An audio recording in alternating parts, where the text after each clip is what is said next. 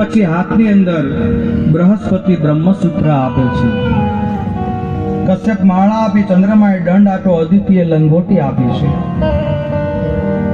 કારણ કે જનોઈ દેવાય ને ત્યારે આ બધું ઉજવવું પડે. અમારે જનોઈ દે ને ત્યારે એક પત્ની ન આવે, બાકી બધું કરવું પડે બ્રાહ્મણ. આ બધું આપ્યા પછી સપ્ત ઋષિએ દર્ભ આપ્યું છે. ગાયત્રી મંત્રને મહાન કીધો છે. અન્નપૂર્ણાએ ભિક્ષા આપી અને મહાત્મા બૃહસ્પતિને પૂછ્યું એટલે એને કીધું હવે કોઈ યજમાન બતાવો. પેલા જનોઈ દેવા ગયો કે વિષ્ણુ વામન થઈ ચાલિયા છે આજ. વિષ્ણુ વામન થઈ